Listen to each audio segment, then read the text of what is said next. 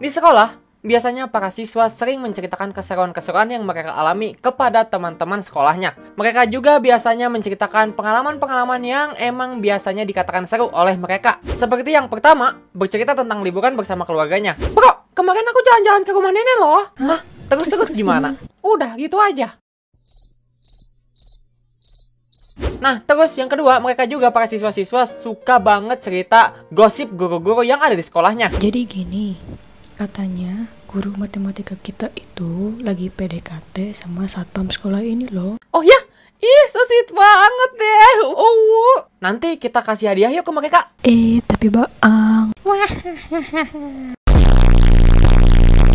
Dari sekian banyaknya cerita yang dialami oleh siswa-siswa di sekolah, kami juga menceritakan cerita-cerita horor, yaitu cerita yang menyeramkan. Nah, pada awalnya di saat itu kami sedang bercerita biasa, yaitu cerita hal-hal menyenangkan saat liburan dan juga cerita tentang ngegosipin guru. Tapi, mendadak aja ada teman yang entah datang dari mana, datang ke pembicaraan ini, dan mendadak dia ngomongin cerita yang horor-horor kepada kami. Jadi gini guys, waktu itu aku pergi ke kuburan sama kakakku. Jam 10 malam bayangin. Niatnya itu kami cuma pengen lewat kuburannya aja, soalnya itu tuh satu-satunya jalan ke rumah kami. Kami pulang jalan kaki, soalnya jarak rumah sama kuburan itu udah lumayan deket.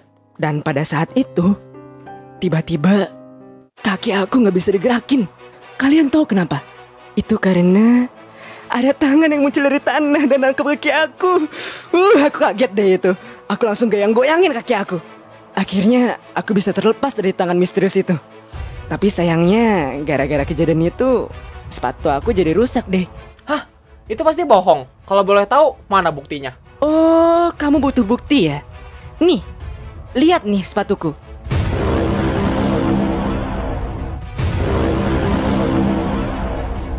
Aku melihat temanku ini memakai sepatu yang sudah rusak. Dan saat itu aku merasa percaya bahwa kejadian itu tuh benar-benar terjadi.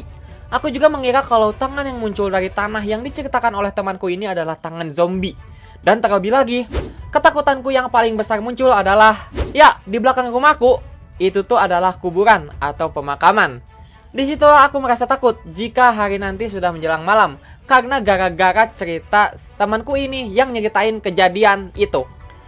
Sekolah pun telah usai. Aku pun pulang dengan perasaan takut bahwa sebentar lagi hari sudah malam. Saat malam hari, di rumah pun aku jadi nggak bisa tidur gara-gara mendengar cerita temanku ini.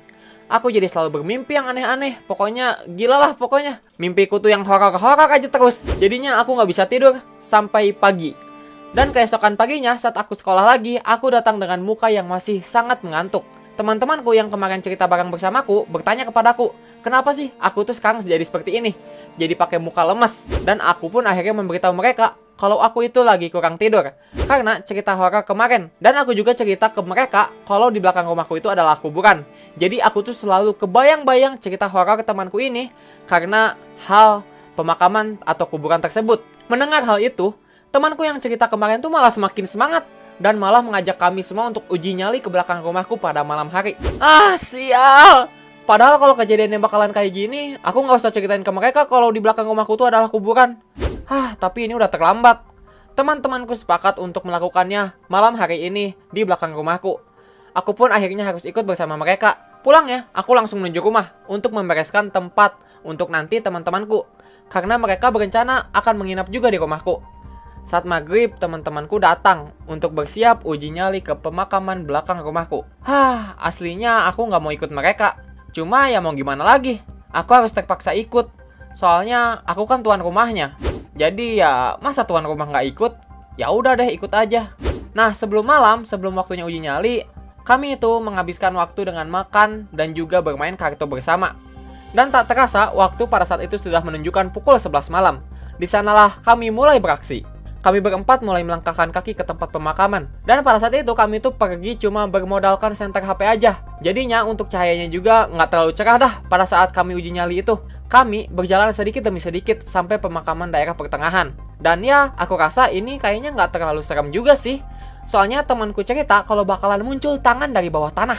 Tapi buktinya, selama 20 menit kami di sini, tidak ada apa-apa kok. Kayaknya temanku pada saat waktu itu cerita, dia ngarang cerita aja deh. Soalnya yang kami temukan di sini tuh cuma pemakaman yang gelap gulita aja, nggak ada apa-apa kok. nggak ada suara-suara aneh. Terlebih lagi nggak ada kok yang namanya tangan keluar dari dalam tanah. Jadi pada saat itu pun aku jadi nggak terlalu takut. Dan aku mungkin untuk kedepannya bisa tidur santai lagi. Gara-gara uji nyali kita udah berhasil dan tidak menemukan apa-apa. Dan ya, setelah kami uji nyali selama 30 menit ini, kami pun kembali pulang ke rumahku dan segera tidur. Kami pun tidur dengan nyenyak.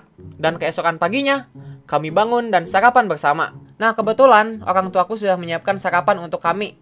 Awalnya aku tuh nggak menyadari apapun di situ. Namun lama-kelamaan aku baru menyadarinya. Nah, temanku yang satu lagi kok jadi nggak ada. Bukannya pada saat itu kami tuh berempat ya uji nyalinya. Dan bahkan pada saat datang ke rumah pun sebelum uji nyali kan kami sempat bermain kartu, sempat makan bareng. Nah, itu tuh berempat. Tapi kok sekarang itu sisanya cuma bertiga sih? Apa mungkin dia udah pulang duluan ya sebelum kami bertiga bangun? Nah, aku juga nanya ini ke kedua temanku sisanya yang sedang makan mengenai kabar temanku yang satu lagi ini. Dan kagetnya lagi, ternyata mereka berdua itu bilang kalau dia kan emang gak ikut dari awal. Katanya ada acara keluarga. Lah terus, yang waktu itu satu lagi siapa? Ah sial, kayaknya aku gak bakal bisa tidur semingguan leh. Tidak! Halo teman-teman, terima kasih yang udah nonton cerita Yasvi sampai akhir. Jadi di video kali ini Yasvi dibantu sama teman Yasvi yang bernama Agate. Makanya gambarnya berbeda dari yang biasanya. Oh iya, makasih juga buat Agate dan Akira Sora yang udah bantu isi suara di cerita kali ini. Nah, ini tuh sebenarnya cerita asli loh. Kebetulan belakangan rumahku itu ada kuburan. Dan aku juga pernah melakukan uji nyali ke sana bersama teman-temanku pada saat tengah malam loh. Kalau kalian pada berani gak sih kalau uji nyali ke kuburan gitu pas tengah malam? Komen di bawah ya kalau ada yang berani ceritain pengalamannya, oke? Oh iya, jangan lupa juga buat join komunitas Mia Village. Link ada di deskripsi, Yasvi kasih, dan terima kasih buat fan artnya yang keren-keren ini. Kalau kalian mau kirim fan art, bisa kalian kirim ke Discord, ke Amino, atau tag aku di Instagram, atau juga bisa pakai hashtag bocahponi di Twitter. Oke, thank you. Mohon maaf kalau misalkan Yasvi ada salah. Yasvi pamit, akhirul kalam. Billahi taufiq wal hidayah. Wassalamualaikum warahmatullahi wabarakatuh. Dadah!